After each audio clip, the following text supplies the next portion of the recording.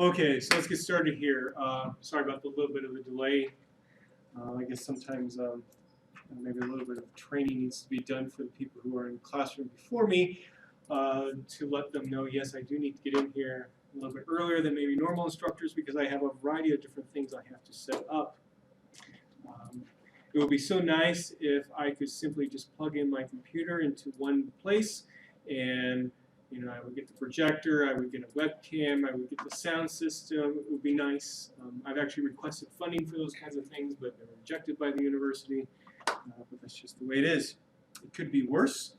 When I was a professor at Oklahoma State University, I would actually have I didn't have a laptop at first, so I actually had a desktop computer that I would put on an old microwave cart from like the early 1980s that I got from my parents. And I would put the desktop computer on there, and I would cart my desktop computer from classroom to classroom that I would teach in.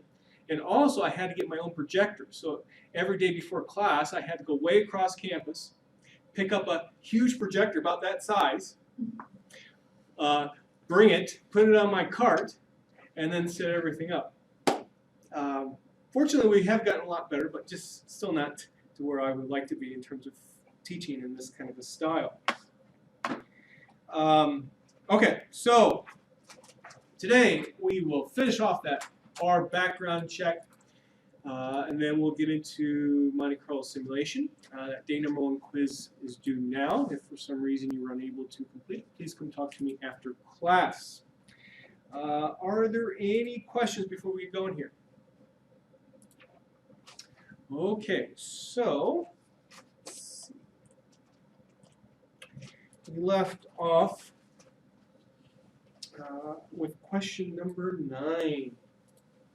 Okay, so the purpose here is just to make sure that you have enough background for success in this class. Okay, and also to give us a place, if needed, to go back and review some stuff as we go along through the semester, because we will be using R a lot more advanced manner than what you may have used instead on the SET 800 level class with me.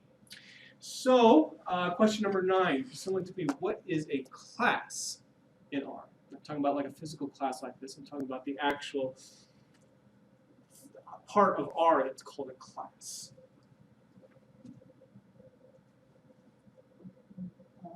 It's to which the object belongs to. It's to which the object belongs to. That's one way to say it. I think maybe a slightly better way to say it would be every object in R has an attribute that's called a class. Now, why is that important to know?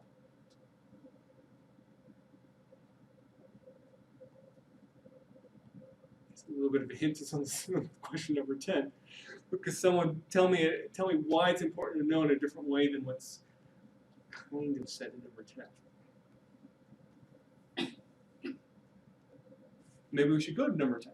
Why is R often referred to as an object-oriented language? I just said every object in R has an attribute associated with it. It's called a class.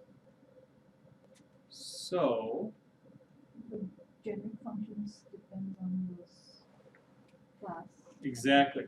So functions operate, or how functions behave, are dependent upon the class of the object.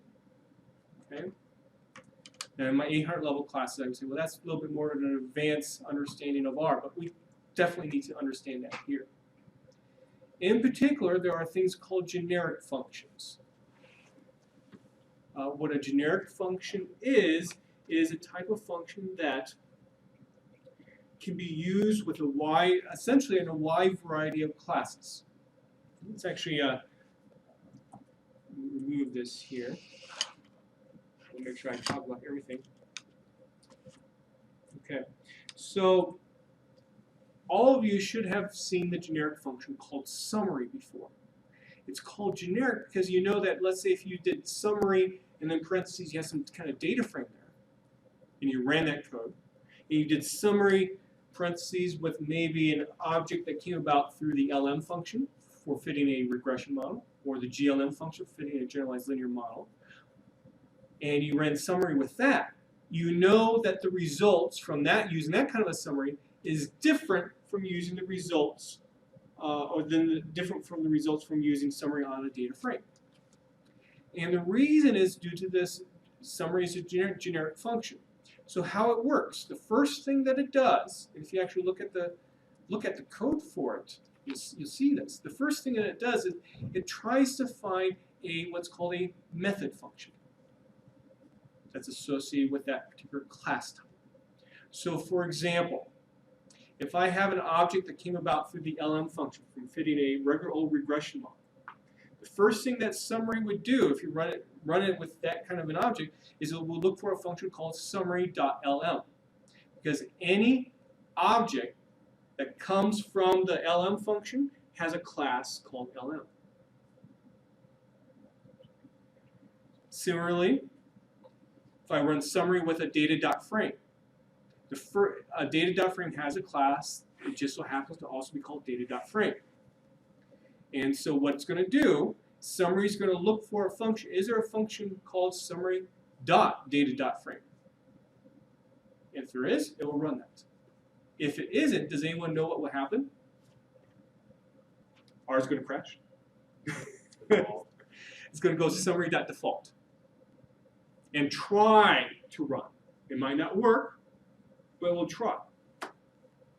And so with generic functions, there are also method functions. These method functions are the ones that have stuff after that generic function name. So summary.lm is a method function. Summary.data.frame is a method function. Summary.glm is a method function, and so on.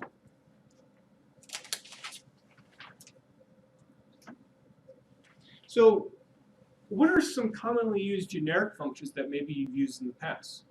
Summary, obviously.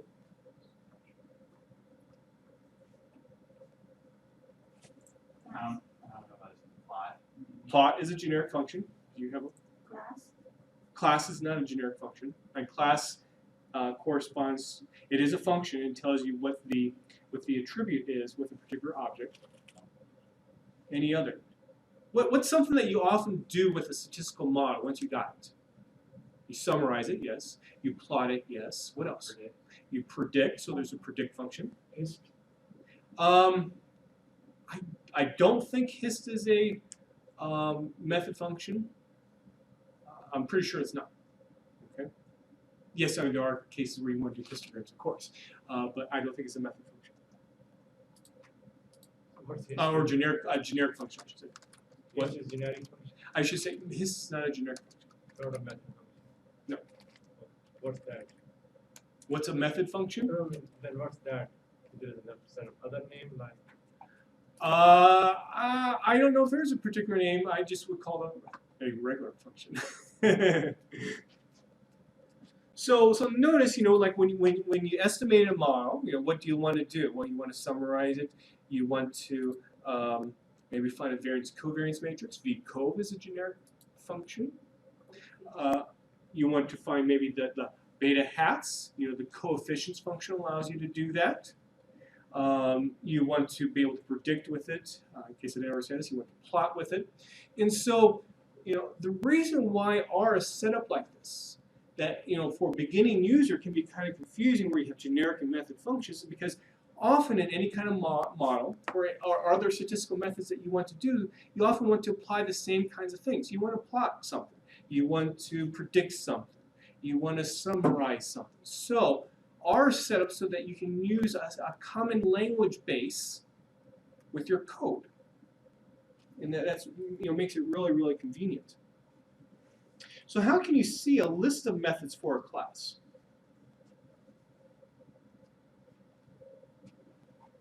Method.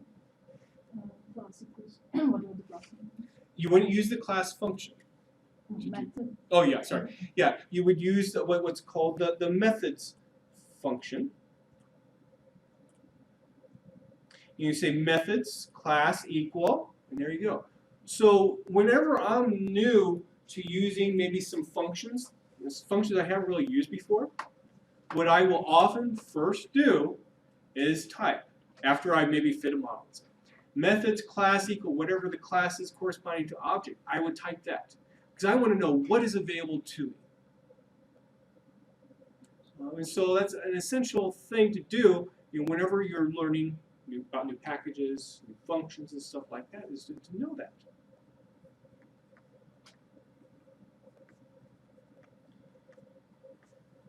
How do you see a list of method functions for a generic function? So suppose you have a generic function like summary. You want to see what all method functions are available. How would you do it?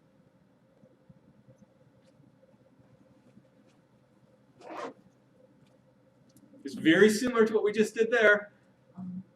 Instead of class, we should have Generic.function. Yeah, that's how you would do it. So, what I urge you to do after class, especially if this part's unfamiliar, simply get on R, fit a simple linear regression model to some data. Doesn't matter what the data is. Save the results in an object, and do what we just did here. Methods, use the methods function to find what's associated with it.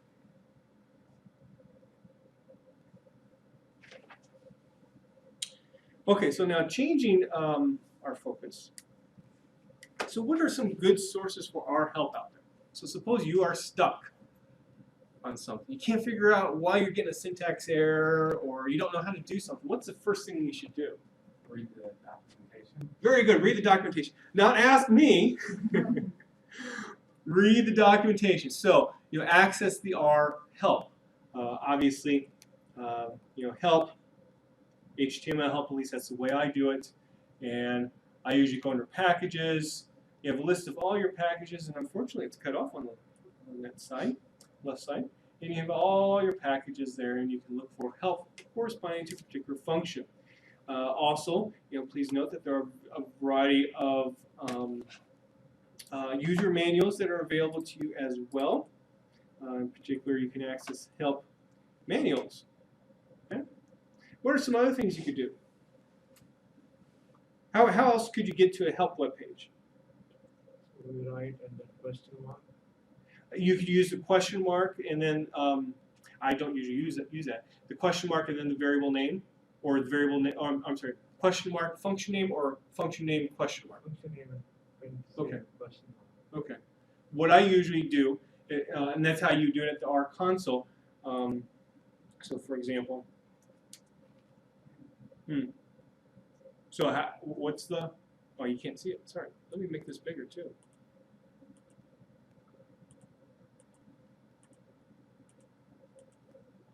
So LM parentheses.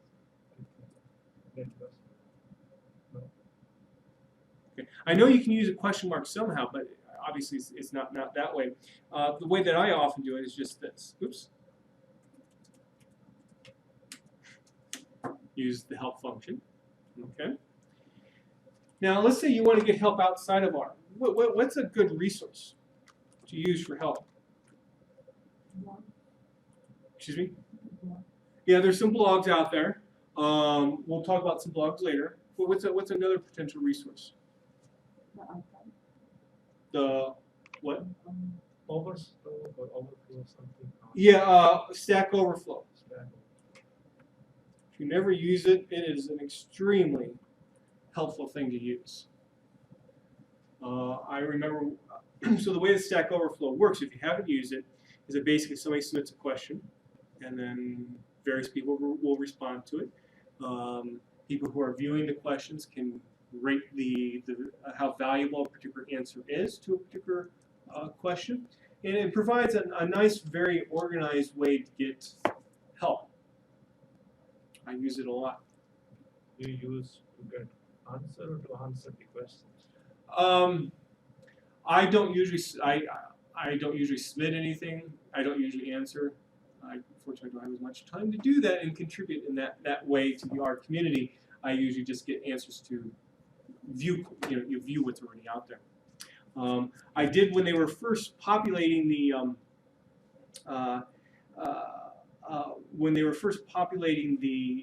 database of all questions and stuff. They invited a whole bunch of people there, and I did participate in that and submitted some questions and stuff. But other than I haven't participated in that manner. Any other ideas? Where else could you go? What else could you do? I can just sometimes Google this thing in R and then get something. Yeah. Obviously, just Googling it can work. The problem that you have is not as much as the problem as in the past, is that if you put the letter R there, that might not be enough. Sometimes R stat can be helpful.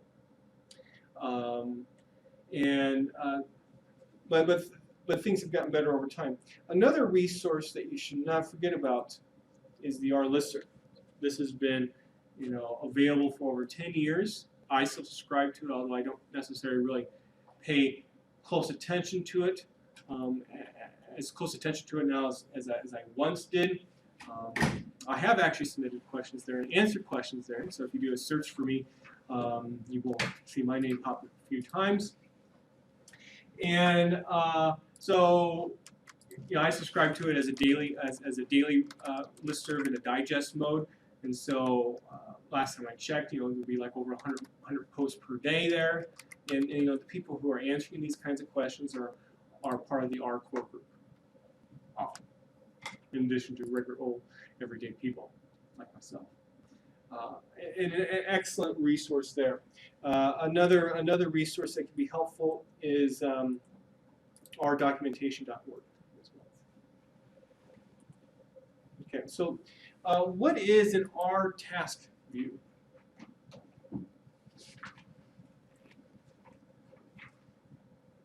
Anyone know?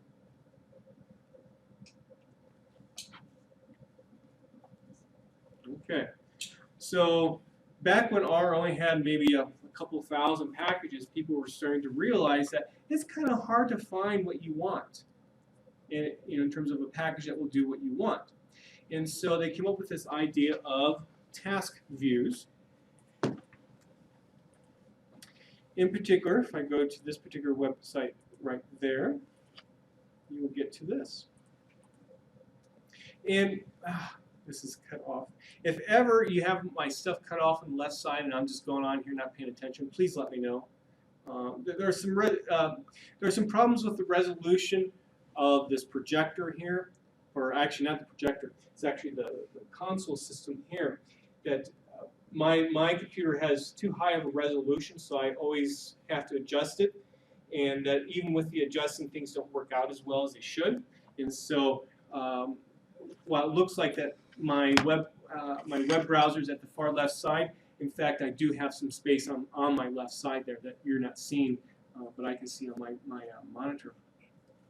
So what our task views are is a way to group packages by their purpose. So for example, when I was writing up the lecture notes on optimization for this course, I used this task view here called optimization to see if there was any other stuff that I wasn't necessarily aware of beyond than what I have been using in my own research and other stuff. And so what this does, it just summarizes all the packages that are out there that are concerned with general optimization problems. So this can be a very helpful resource to find stuff. So at least the packages that used for that particular topic. So all packages that correspond to doing generic optimization, it should be located, they should be described there. Okay?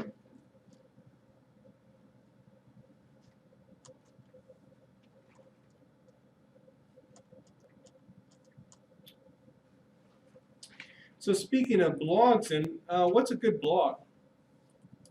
Anyone read any R blogs on a regular basis? R modules. Yep, very good. The place to start, r-bloggers.com. This is actually an aggregator. It aggregates, puts together posts from other people's blogs. So this is a great place to start then when you're looking for information. And so, for example, lead story, I guess you might want to say, by David Smith at Revolution Analytics. R is still hot and getting hotter. Well, David Smith is one of the leaders in the R community itself, although he's not an R core group member. He's just, in terms of being well known. I've actually met him and talked to him once or twice. And I guess it didn't actually go back there. Okay. And David Smith has his own blog, and this is the one that I do read, blog.revolutionanalytics.com. Excellent blog. I have learned a lot about using R there. Does anyone know what Revolution Analytics is? Excuse me? They created a package for that. Well, they have created packages for R, yes, but it's actually bigger than that. You teach some courses or I think they might teach some courses, yes, but bigger than that. Our Revolution Analytics is an actual company that sells R. If you've had me for another class, you might have heard me talk about this before. But think about this. So they're trying to sell R. But wait a second, R's free. So you just want to give them some money and say, well, thank you for giving me access to free R. Well, there have been some companies that have been developed where they basically, one thing that they can do is have some additional extensions onto R. So, for example, they have their own user interface to using R. It's rather slick, and in fact, it actually looks very similar to S+. And they also do some other stuff with big data, parallel processing as well. And so companies can actually buy their version of Revolution. I don't know what the exact name of it, but Revolution Analytics version of R. And you might be still wondering, why would they want to do that? Well, let's say that you're using regular old free R and you have a problem. And you're a company. Something needs to get done. Who do you call? Well, if you call one of the R core group members, they probably hang up on you because they're all volunteers. So these companies have developed then as essentially, I'm going to maybe stretch the term of this, the use of this term, as consulting groups to help out. So you buy their software at a much cheaper price than SaaS. And if something goes wrong, you have someone that you can call. Revolution Analytics is a big one. There's another company in the UK. I can't think what it's called, but I know that orange is one of their primary colors for their logos. Oh well. So if you really like R, you can go work up in Seattle and work for Revolution Analytics. do they provide worldwide or just in UK? I think it's worldwide. I'm not necessarily for sure. Interestingly, one of their first presidents or CEOs, he's no longer there, of Revolution Analytics was the guy who developed SPSS, and then eventually was their CEO. So think about that. Obviously SPSS is big in terms of social sciences, in terms of statistics. Here, their CEO became the CEO of Revolution Analytics. So how can you view a function's code? Suppose you really want to know, what is this function doing? And since this is all open source, this is one of the beauties of R. You can figure out what this function is doing exactly by looking at the code. How would you do that? Just type the function name, and you can see the code. So that's simple enough. I'm glad all of you knew that. If you didn't, that would be a concern of mine. But now, have you ever done that and you looked at the code and you're thinking, what is this code? It doesn't look very recognizable to me. How would you figure out what each line of the code does? Just run one by one. We'll run it one by one. So what I do, for example, is I will, let's say if it was the LM function. I type LM at my command prompt. I can see all the code. I copy and paste that into a nice program editor. Arguments that are in the function, such as maybe like formula or data, I would set values to whatever I want them to be, and then I start running each line of code one by one, and look at the results one by one. That's how you figure that out.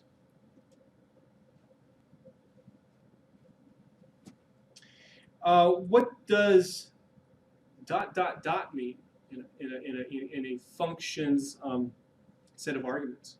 So it says there are so many things you can add by yourself or you can get from the how. I mean, the description has, like, for example, some function and then two things are there and dot and they explain below, or you can add by yourself. I think you kind of got it. Basically, these are additional. There are additional arguments that you can pass into the function that don't necessarily have to be defined, and the function itself,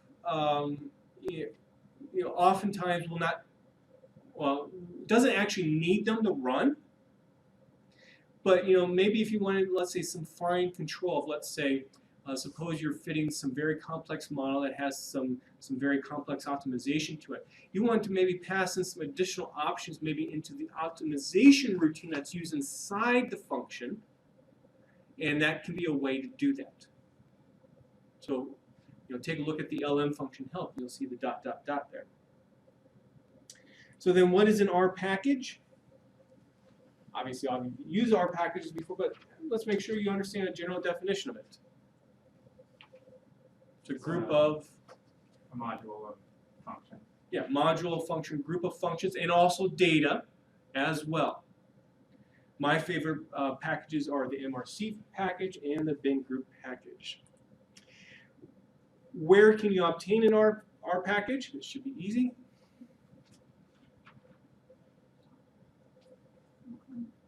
So if I was in just regular old R here, what would I do? Packages, install packages, go through some steps, and you get it. Now, where is that coming from when you do that? CRAN. So you have the archive, comprehensive R archive network. Okay, there are web servers around the world that are mirrors of one another. That's why you often see the word CRAN mirror. The closest ones to us is the University of Kansas. I don't know how they ever got one there. And also Iowa State University and their Department of Statistics. I usually use that. Doesn't matter. They're all the same, but so that's where all the packages are always located. That's where you download them. Where else can you obtain packages? Install. Excuse me? Install dot packages. I'm thinking of a web address. What? GitHub. Yeah. So if you don't know what GitHub is, basically it's a repository of code, not just necessarily for R, but for all software languages out there, or all programming languages out there. And there's a lot of R stuff out there. I haven't used it too much, but I do want to bring it to your attention. The reason being because recently I was interested in a particular research problem I thought was really, really, really cool. And I knew CRAN did not have what I wanted to do. And I thought, wait a second, I might want to check GitHub. And what do you know? Somebody already had done it. So that disappointed me.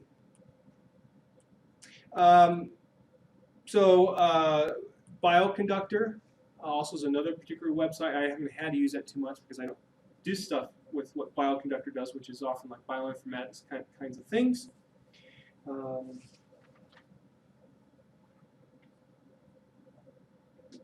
Now, often you're faced with a situation of trying to figure out, has anybody, as I just kind of described to you, done a particular statistical item? Maybe you need some help with, you need a particular kind of optimization. You want to see if someone has done it. And I kind of give you one idea of how to figure that out. Another very simple thing to do is just to go to the website that lists all packages out there, and let's see, sort by name. And let's say I'm interested in my research area. I'm going to see, has anyone done anything with group testing? And what do you know? There are 3 matches there. And so there are actually 3 packages that deal with group testing. That's how you can find out if something that you need, is it out there? I've used that a lot. So where you go first? Excuse me? Where you go first in the R frame? I'm sorry. I'm not, So where you go first? well, the address is this. Okay. Okay. Don't worry. I'll give you that address later.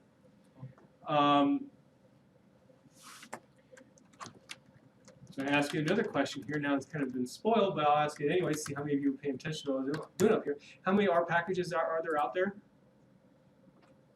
Thousands. Thousands. Yeah. How many? We'll play the Price is Right game. 5,000. Higher. 20,000. How many? 20,000. Lower. 10,000. Lower. 7,500. How many? 7,500. Lower. Lower than 7,002. 6,000. Higher than 6,000. So 6,197. I think about that. You know, that's just amazing. And all these, obviously, they're not written by different 6,000 people, but you know, all this contribution that's been made out there. And you know, maybe it's difficult for you guys to understand this, but you know, back when I was in grad school, this kind of a resource wasn't available.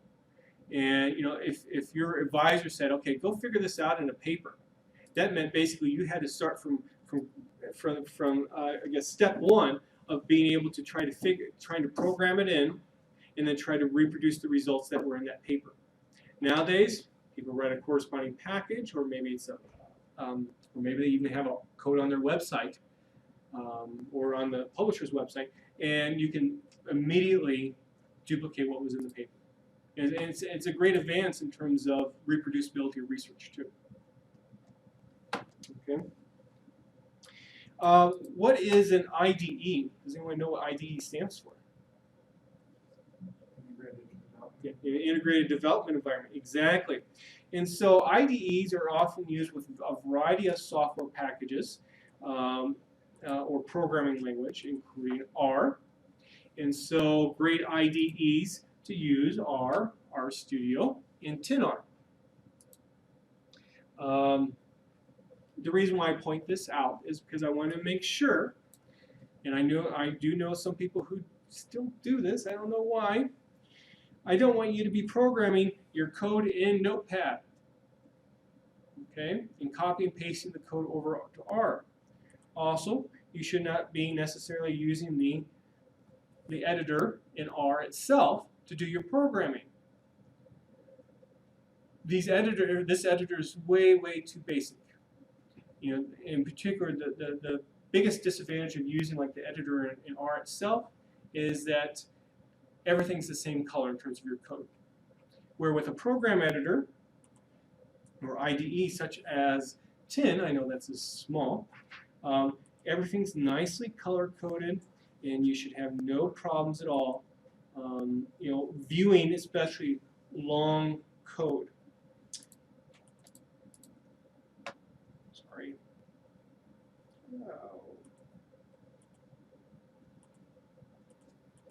I haven't had to do this since last semester to increase the font, so it takes me a while to figure out how to do this again. It's a little bit better.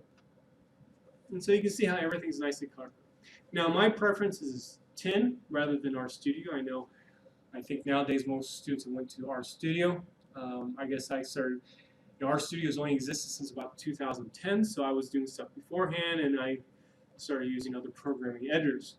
But I especially like it because it separates your code window from running stuff in R itself, the R console window. It separates the two, and I think that's a lot better way to do work when you have hardcore coding to do than in RStudio itself, because RStudio kind of limits the space that you have around stuff. But especially, I know people who come from a SAS environment, they often prefer RStudio because it's a little bit more like how SAS is done.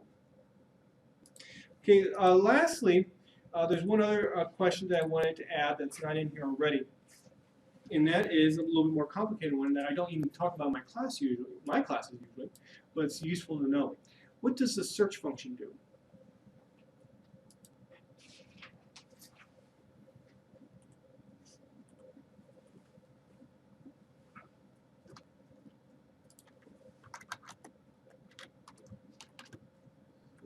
give you the exact function that we need to work something? No. I use Okay, I'm going to hit enter here. What does that look like? It's a list of all your packages, maybe that you've already, that are available to me right now. So a list of all packages that are available to me right now. But what's most important is the ordering. Okay. Let's say that I want to run the LM function. Now, there could be packages out there. Obviously, the LM function that we all typically know about is in the stats package. But maybe somebody's written an LM function and it resides in the survival package. Maybe it resides in another package too. So you can have functions, or you can have a function, multiple versions of the function, where one's in one package, one's in another package, one's in another package. How does R know where to go to run that function? It looks at the search path. The first thing that it's going to do, where you see number 1 there, that is my, let's say, my default database that you would see there from using the ls function or using the objects function. So if I've already written my own LM function, it's going to look in my little temporary database stuff of things that I've created. If I, maybe I didn't explain it very well, but if I did like x gets 1 plus 1, if I do ls again, now you do see x there. Okay? So if I've created LM myself, my own version, it would search first here. Next, it will go to the tin-r-com package. That came about because I'm using tin, and the link between tin and R uses a package. Then it goes through some of these other packages here. So notice it wouldn't get to the stats package until the 13th. Notice how you can run into problems then. Because if you were expecting that LM function from stats, and instead maybe H miscellaneous, number 3 there, had that same package or same function in it, well, it's going to run that one, not the one in stats. So you can get in trouble if you're not aware of this ordering that's used to find stuff. Okay? So this search for which function? When you have to work on LM, you have to write first LM, then search? No, I'm not. No. I mean, the search, even though you might think, okay, I'm searching for a function name. That's not necessary exactly. What search gives you is, a fuller name of search is search path. It tells you where R will look for that function, what packages, and the ordering of those packages that it will look. The first time it finds it, that's what it's going to use. Okay? Now, there is a way to specify that you want a particular function from a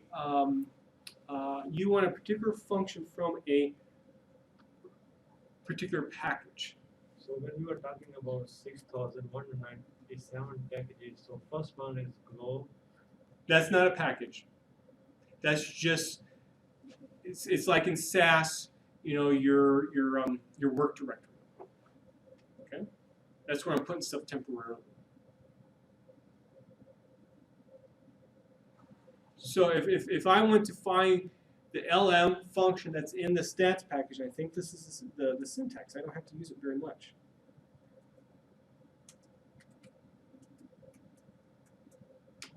There we go. Okay, what did I do? Package name, colon, the name of the function.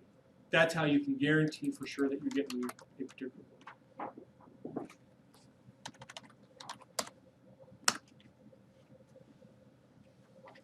Another little useful function that, especially if you haven't had me in a class before, that can be useful. If you type get anywhere, parentheses LM and parentheses, that helps you find the same function as well. That can be very helpful for certain functions that are actually hidden. In terms of if you just type the function name, you don't see anything. Get anywhere is a very useful way to actually see it.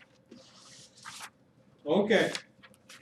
I think that's all I wanted to do. It took me a little bit longer than what I had wanted to. I think that clock is just about right today, so that is good.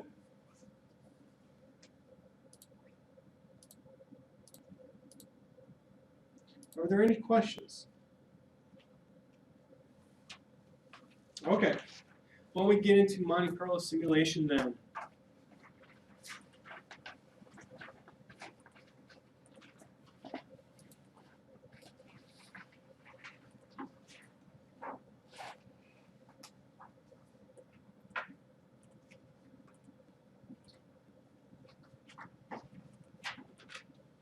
Okay. So let's talk about a little bit of motivation about Monte Carlo simulation here. And I'll give you, hopefully I can do this quickly, 2 short stories about Monte Carlo simulation.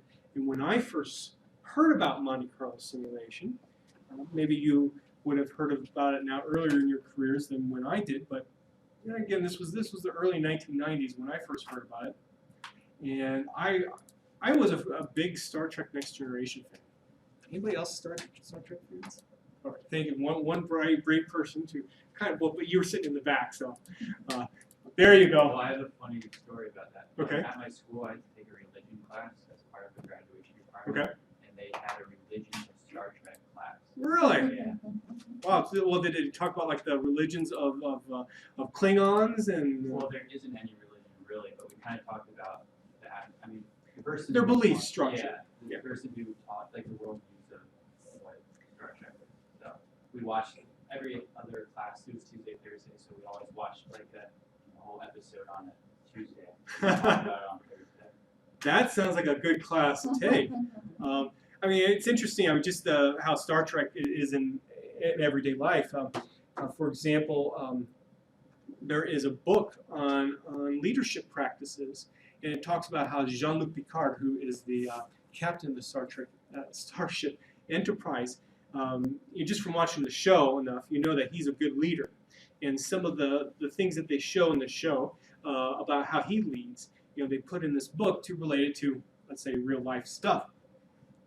And so anyway, I was doing my undergraduate degree in the early 1990s at UNL, and every Monday through Friday from 10 p.m. to 11 p.m., Channel 42 out of Omaha had Star Trek Next Generation reruns, and that's when I started getting hooked on it.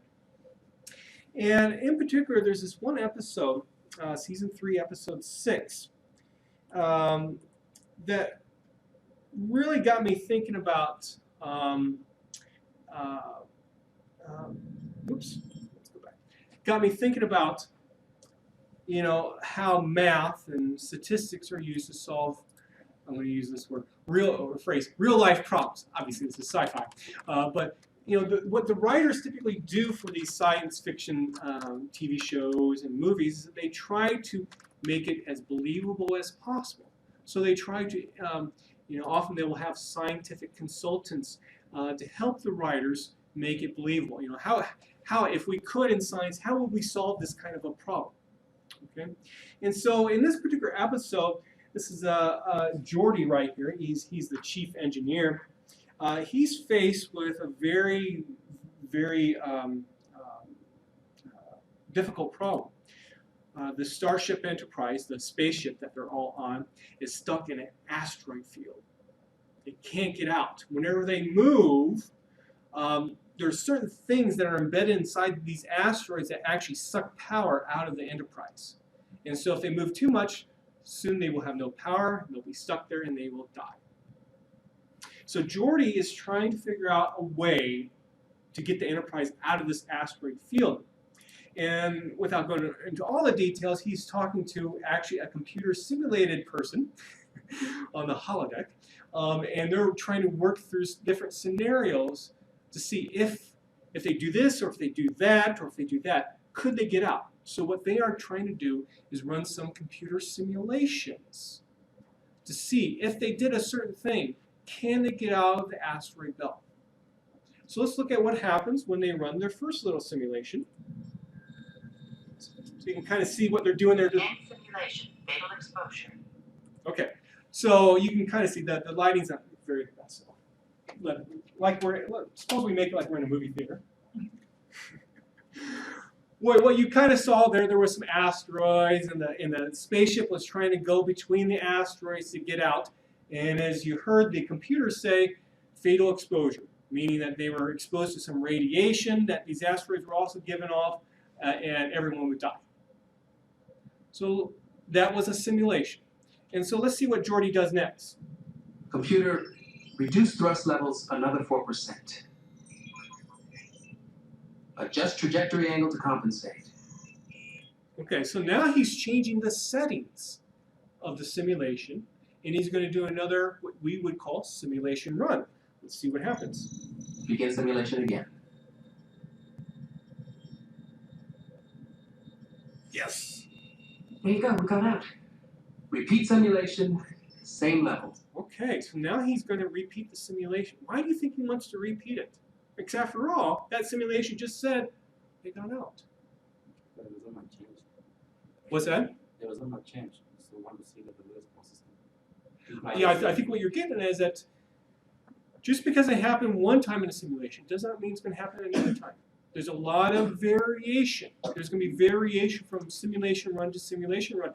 And fortunately, despite Jordy being an engineer, because sometimes engineers don't understand variation as well as maybe they should, Jordy understands there's variation.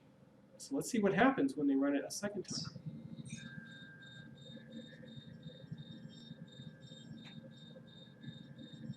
End simulation, fatal exposure. Same variables, only this time the computer didn't quite make it. Uh-oh, red alert. Anyway, we saw what happened. Now, I would have ran the simulation a whole bunch more times than just 2 and make a judgment off of that. Because maybe this was like the one time out of 100 where it didn't work out.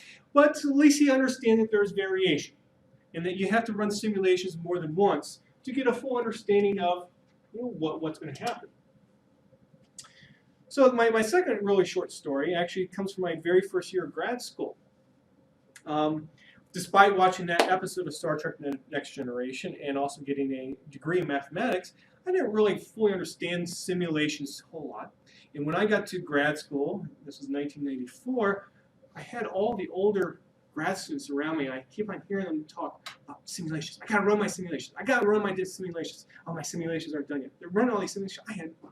I really struggled with what are they talking about? And obviously, and I'm sure all of you by now know what at least a basic Monte Carlo simulation is. But my first year, I didn't know what they talked about. In fact, I was told never to use this best computer in our department, this 33 megahertz 386 processor computer, because that's where the older grad students run their simulations on. Don't use that. Eventually, it wasn't until maybe towards the end of my first year, I was like, okay, that's what they're talking about for simulation. And then I even started using simulations when I would teach a course like Stat 218. So let's just make sure that we're all up to speed then. Well, what is a Monte Carlo simulation? Well, what we're trying to do is, in a statistical sense, trying to approximate an expected value, or maybe a probability involving some kind of random variable using multiple runs of this simulation over and over and over again. And since we're doing it over and over again, you don't want to do it by hand. You want to use a computer to do it. So we might repeat something 500 times, 1,000 times, maybe 10,000 times to try to approximate an expected value or a probability. The actual name Monte Carlo simulation comes from the Monte Carlo Casino in Monaco. That's where they were first trying to do stuff like this. Obviously, this was, I think, in the late 1800s. They didn't have computers then, but what they could do is, like on a roulette wheel, they could run it over and over and over again, so they have a general sense, well, how often do you land on a 30, for example, in roulette? Now, statisticians are usually then interested, though, in the following setting. Let's let T be a statistic. Okay? It's a particular kind of statistic. It's going to be an estimator. It's going to try to estimate a particular quantity called a parameter. That's your goal. Okay? Course statistics have a particular probability distribution to them. Let's call it f of t. You may or may not know what f of t is. That's one of the key aspects of Monte Carlo simulation. You may or may not know it. And what we might be interested in is, well, what's the expected value of t? Why do you think you would want that, maybe, based upon your past experience? How can we judge if t is a good estimator? Bias. Is it biased or is it unbiased? So, definition of unbiased estimator, expected value of t would be equal to theta, let's say. Theta is your parameter. So, you'd be interested in what is expected value of t. Okay? Now, let's say you can't derive it. You can't just do some, formulas, write it out, drive it out analytically. You can't do it. Another way to do it is to use Monte Carlo simulation, and that is to, let's say, take a random sample size r from f of t, and you obtain t1 through t sub r. That's your sample. And then, obviously, expected value of t. What would you expect t to be on average? Well, how about now we simply, get my pen out, stop using this as we go along. What if we just simply then took the average of the t's? That's going to give me an estimate of expected value of t. That's what you can do in Monte Carlo simulation. That's what we often, not the only thing, but what we often do in statistical research. We're interested. That's how we get expected value of t, or we approximate it, I should say. So then some comments. Again, f of t may be unknown. Now, when it's unknown, you can still do what I just said.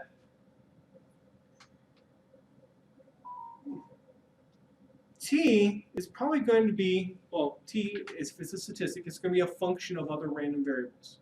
And if it's a function of other random variables, and if you know the distribution of those other random variables, well, then you have a way to still do this Monte Carlo simulation. So let's say that t is a function of random variables y1 through yn. A very, very simple example is that suppose t is actually a sample mean of those y random variables. Okay, that's what I mean by t to be a function of the y's. And so what we would do to do this Monte Carlo simulation is that instead of sampling from the distribution of f of t, which we don't know, we would sample from the distribution of y. So we take, let's say, a random sample of n from the distribution of y, calculate t. You get t1 from that. Take another random sample size n from the distribution of y, calculate t, that's t2. And you keep on doing that, let's say capital R times. That's how you will get t1 through tr.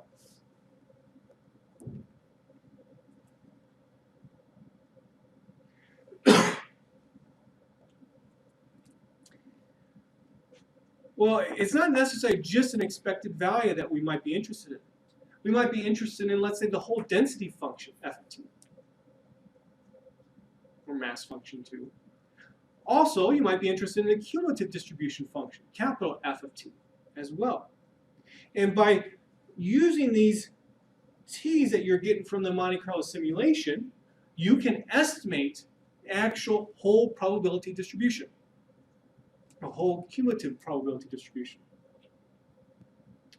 So I would imagine that probably all of you have done something like this before. You've simulated some data, maybe or values of a statistic. You get capital R of them. One of the first things you do is what? Do a histogram. And you look at the histogram.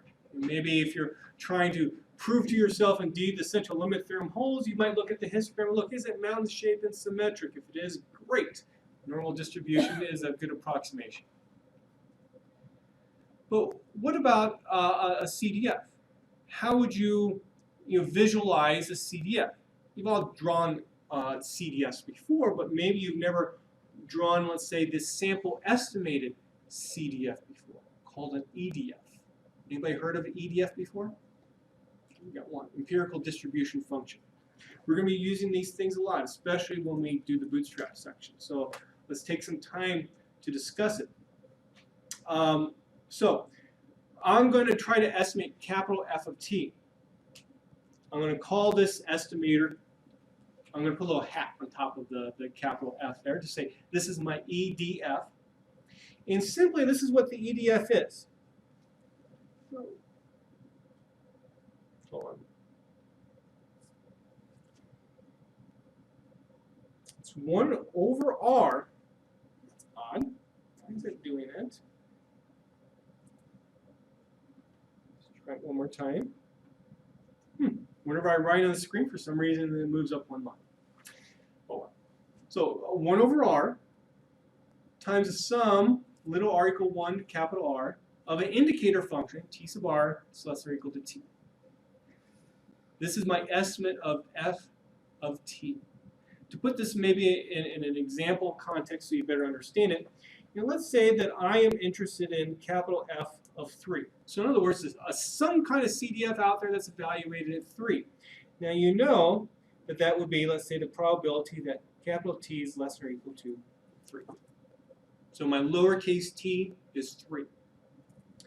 Then F hat of 3 then ends up being 1 over capital R times an indicator function for T1 less or equal to 3. So let's say that T1 was equal to 2. What would that indicator function be? 1. It would be a 1. If T was 4, what would the indicator function be? 0. Okay? And you keep on doing it. Sorry. You keep on doing that same thing now for, let's say T2. I'm running out of space, so I'm not going to write anymore. And you do that for your entire sample. And so what you're going to have then in the sum, what are you going to have? You're going to have one of two different things as components of the sum. You're going to have zeros and 1 over r's. And all this is just kind of a fancy way to say what's often referred to in like a Stat 218 class, what's my relative frequency? What's my proportion of observations that are less or equal to 3? So another way that someone might write it out in a informal mathematical sense is the number of times that t sub r is less or equal to t over capital R. This is an EDF. So no matter what I'm interested in, t equal 3, t equal 5, t equal 10, I have a way to estimate my CDF. We'll look at some plots of EDFs later. And so Monte Carlo simulation then gives me a way to estimate then the CDF.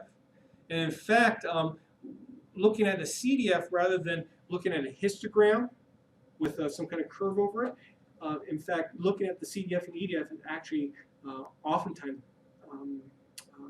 better than looking at a histogram with a distribution on it. And you'll see why. Okay. So let's think about it in a little bit more of a general context then. So this sum of the t's divided by r, the average of the t's, I'll just call it that. What you're trying to do is actually estimate an integral, right? Because that's what, let's say if t was continuous, okay? You're estimating the integral of t times f of t dt. That's what you're trying to estimate in a very general context. You can even get more general. Let's say if t was a discrete random variable. How would that change there? Well, replace the integral with essentially a sum. And in fact, if you wanted to be extremely general, you could use different kinds of integration other than Riemann integration that you learn about in a calc class. You could use Stieltjes integration, for example, and you could rewrite this then as the integral t d of capital F of t. Didn't write that very well. And that will be a Stieltjes integral. Stieltjes integrals allow you to deal with discontinuities, basically. And you can think of it as the ability to combine summations and integrals. Okay?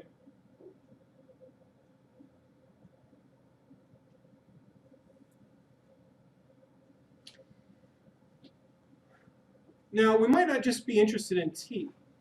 Instead, what you might be really interested in is some function of t. Let's call it g of t. So, I don't know, maybe, unfortunately off the top of my head, I don't have a really good example. Maybe you might be interested in t divided by something, okay? Maybe you're interested in that, not just t alone. And so you might be interested then in coming up with, well, what's the expected value of g of t? Actually, one particular, here's an example. Suppose you have a t1 and a t2, and for some reason, this is meaningful to you. And I shouldn't say that. Excuse me. I'm going to confuse you, so I'm not going to write that out. So delete that out of the video. But you could be interested in some kind of function of t. And then you might be interested, well, what's the expected value of g of t?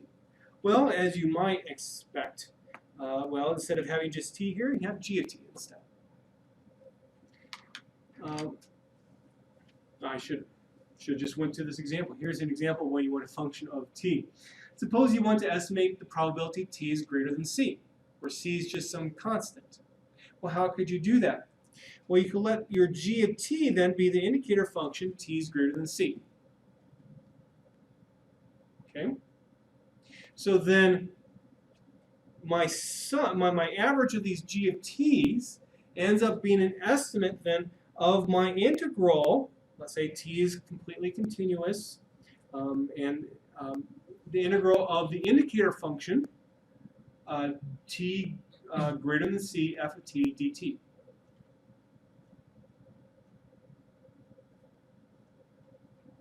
That's a function. So this is how you deal with the function of t. So all you're doing is trying to estimate that probability. And in fact, hopefully you see that there's a close relationship to what I just did with that EDF. In fact, you could write the EDF just like I did here, essentially. So now, why does then this Monte Carlo simulation work? In terms of, if I, come up with, through the simulation process, suppose I come up with these R different values of t. Why, taking the average of those, why do I end up having a good estimate of the expected value of t? Well, this all comes back to Stat 883. Even in your first stat course, let's say that you wanted to estimate then the population mean. What you were told, well, take a random sample from the population. Let's say you get y1 through yn. Calculate maybe the sample mean. And as long as the sample is large enough, y bar would provide a decent estimate. That's what you learn in your, let's say, if you took Stat 218 as your first stat course, that's what you learn. Then in Stat 883, you learn a little bit more about why this y bar ends up being, let's say, a decent estimate of mu.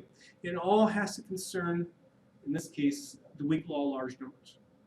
So, just to review, from Cassell and Berger, the weak law of large numbers, let's let y1, y2, and so on be independent, identically distributed random variables, with all of them having exactly the same mean. So notice I have a subscript I on the y there, but notice the mean is the same. Also, the variance of all the y's is finite. It's a common variance. Then, in a special case of actually the weak law, well, no, I'll just say this. Then y bar, the average of all those y's, is defined by y bar sub n. That n in that subscript is a helpful way for you to know, well, what was my actual sample size? Because notice I don't necessarily limit myself up here. Okay.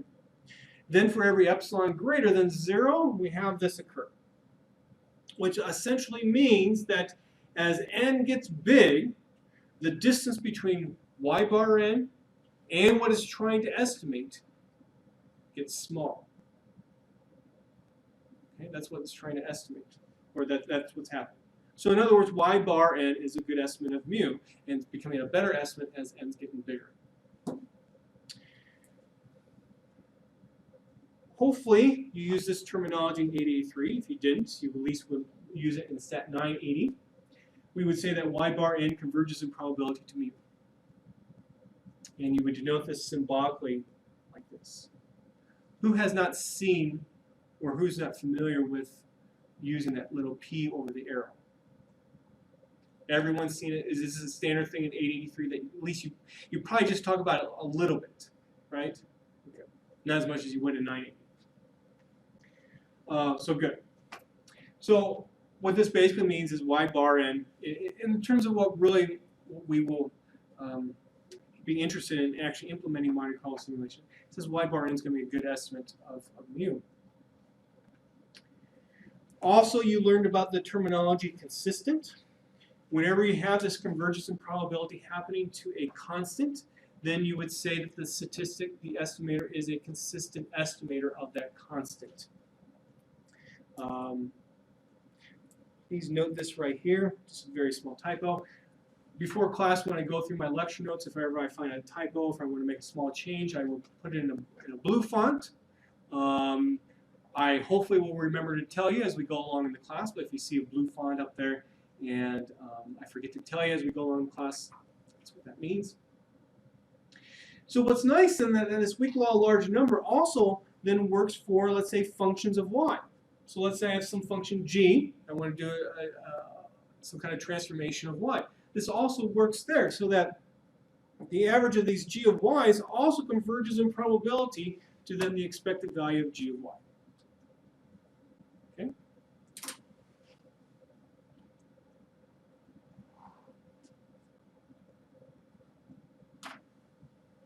And this is important because basically this is what's driving our Monte Carlo simulation, why it works. It's all due to this weak law of large numbers. So instead of, excuse me, so these t's are functions of the y's. So look at this. This is what we end up getting. So this average of these g of t's converges in probability as, let's say, r goes to infinity, the expected value of g of t. Now, are you ever going to be able to take use r equal infinity in the actual Monte Carlo simulation? No. You won't finish it this semester. So what do we do then? Well, we find a large r. We'll talk about, well, how large an r to take as we go along in this section. We take a large enough r so that we feel good that that's a good estimate of expected value of g of t. Now, the next part is an important point. Maybe it's not explained as well as maybe it should be in the notes, although I guess I do have a little comment there about it. So, this average of the g of t's that we obtain through simulation is estimating the expected value of g of t. Note, this expected value of g of t is not necessarily equal to the parameter that we're interested in. So let's say g of t is estimating theta. That's the whole purpose of doing g of t. And so what we would like to know is this. I'll put a very non-mathematical way of denoting this. Is the expected value of g of t equal to theta? If it is, g of t is called a what? An unbiased estimate. That's what we're doing. And when you're doing statistical research, so often you're going to have a statistic that you've developed. Maybe you have a new kind of model and you're figuring out ways to estimate it, and maybe you have some beta hats. Well, you want to know, are the beta hats equal to the true values, let's say the betas?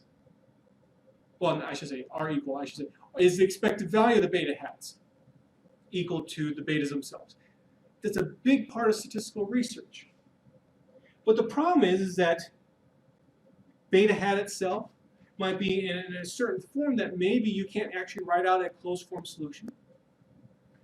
And that means then you're not going to be able to actually analytically, through deriving, be able to come up with expected value of beta hat. Maybe you're not going to be able to come up with expected value of G of t. So then what you're left with then is you could show maybe as G of t goes to infinity, I get eventually to around theta. Do some asymptotic proofs. Alternatively, what you're left with is Monte Carlo simulation. So instead of comparing expected value of G of t to theta, instead you compare the simulation-based estimate of the expected value of G of t to theta. If this simulation-based estimate is close, Great. You have a statistical procedure that is, let's say, approximately unbiased for whatever your settings for your simulation are. Again, we'll get into more details about that as we go along. Well, let's now focus on the EDF itself. As I said, you can actually use Monte Carlo simulation to estimate an entire probability distribution itself. I like to focus on the EDF. So the EDF is trying to estimate the CDF. How do we know that the EDF is a good estimate of the CDF? Well, there's some things you can do, or some things that's nice to know. Don't worry about proofs here. So the square root of n times the quantity f hat of y. So you're evaluating your EDF at a particular point y, like maybe 3, minus the actual true value itself converges in distribution to a random variable a that has a normal distribution with mean 0 and a variance of f of y times 1 minus f of y. Has everyone seen this notation before? If you haven't, let me know. Again, what this is basically saying is that for a large sample, you can approximate what's on the left-hand side with a normal distribution. That's what we can think of it that way. So notice then that the mean of this distribution is 0. So what does that say about these two things here? As n gets big, they're going to be closer and closer and closer. Okay? What about this variance here? Does this variance look familiar at all to anybody? Replace f of y with maybe like just like a number like pi. A Bernoulli variance. Yeah, so isn't that kind of cool? That here we have an estimate of the CDF evaluated at a particular point, and you get an approximate normal random variable with a mean of 0 and a variance that's equal to the same as what you would get with a Bernoulli. Why? Well, think of what you're doing with a CDF.